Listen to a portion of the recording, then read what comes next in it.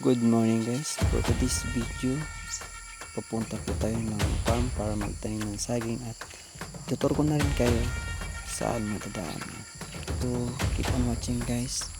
Tara na. Medyo may kalakihan din yung taniman ng kanilang palay. At ito naman po yung tinatawag na kaingin. Yan po.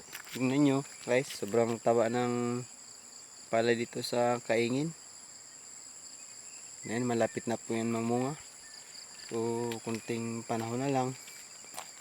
At napakabango po ng kanyang bigas. So guys, medyo malapit na tayo. Lampit tayo. Yan. So, may kalsada rin papunta doon. Yun.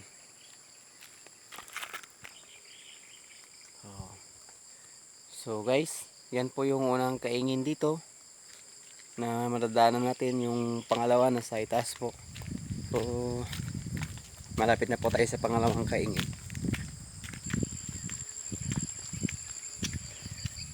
Medyo paakyat. Exercise talaga kapag umaga. Lakad lang tayo ng lakad. Medyo diba, sumisikat yung araw. Mahamog pa. Ayan, malapit na tayo. Konting lakad na lang. So guys, ito na po yung ikalawang kaingin. Napakalawak din po yan. Ayan. Maganda rin yung kanilang palay.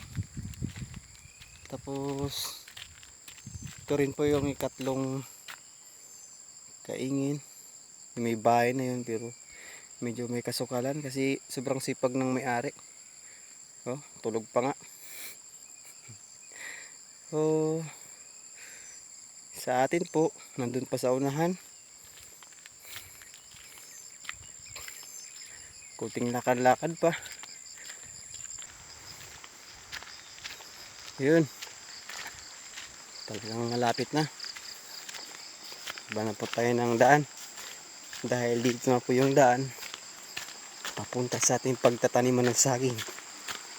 Yan. Guys, napakalinaw ng tubig. Yan. Diyan naliligo si Kwan. Si Ka Dennis. Pinalalim-laliman niya lang yan. Yes. Malapit na. Yan guys. Ibungan na rin yung aming nyug. Lang.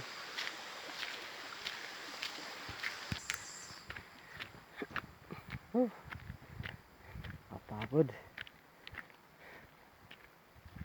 Talaga. Mahirap yung buhay ng magbubukid.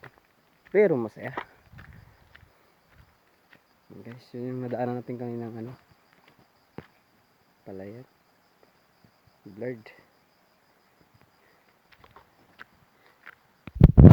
Ayan po, dito na po tayo sa eksaktong lokasyon. Po yung mga pananim ko. Saging. Yan. Yung mataas na lugar ito.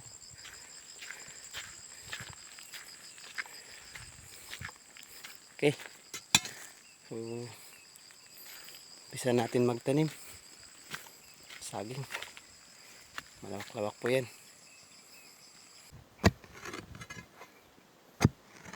Guys.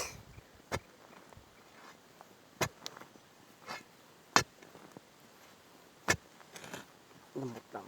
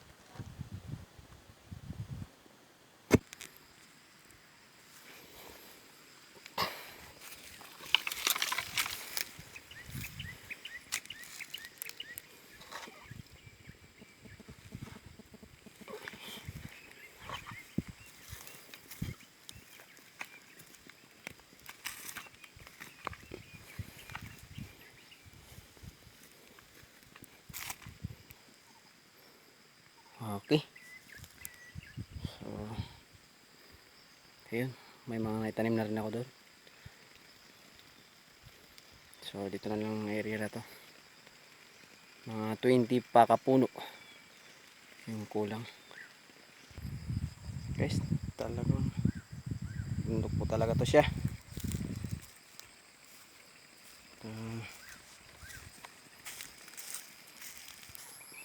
Guys, yan yung mga talim kunjog. Yung mga kamote din sa gilid ng karsada. Yan. Iba inabot ng sunog.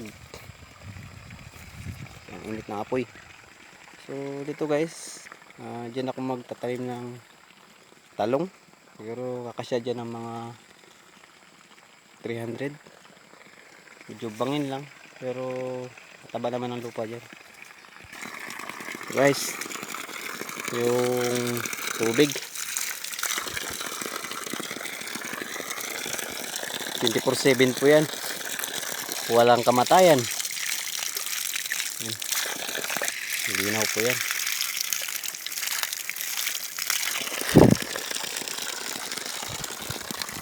Yan. Guys, yun.